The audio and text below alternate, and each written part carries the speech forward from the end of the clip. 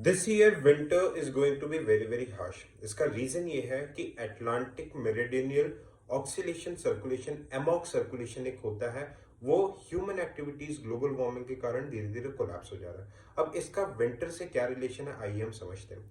होता क्या कि अटलांटिक ओशन में इक्वेटर से पोल की तरफ एक वार्म ओशनिक करंट चलती है।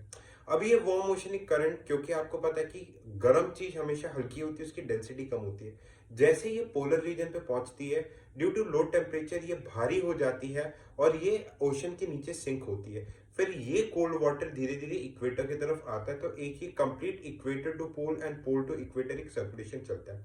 अब हो क्या रहा है, ये सर्कुलेशन वीक हो रहा है। इस कारण से जो वार्म ओशनिक करंट आपके इक्वेटर से पोल की तरफ पहुंच रही थी, वो तो पहुंच जा रही है, बट क्योंकि ये करंट वीक हो रहा है, तो जो ठंडा पानी है पोल से जिसको इक्वेटर की तरफ आना था, वो पानी नहीं आ पा रहा है। तो इसलिए नॉर्थ अटलांटिक रीजन पे ठंडे ओशनिक करंट के कारण एक्सट्रीम विंटर आ रहा है, जिसके कारण आइसलैंड ने एंड आयरलैंड के रीजन्स ने नेशनल इमरजेंसी भी डिक्लेयर कर दिया है।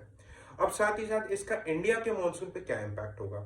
आप देखोगे कि भाई इंडिया के मॉनसून डिपेंड करता है इंटर ट्रॉपिकल कन्वर्जन जोन, जो कि एक लो प्रेशर का बेल्ट रहता है, उसके मूवमेंट के कारण। अब नॉर्दर्न हेमिस्फीयर में जनरली जो कि वार्म होता था because of large presence of the continents, तो आईटीसीजेड का मूवमेंट हाई होता था और इंडिया के नॉर्दर्न प्लेन्स तक आ जाता था।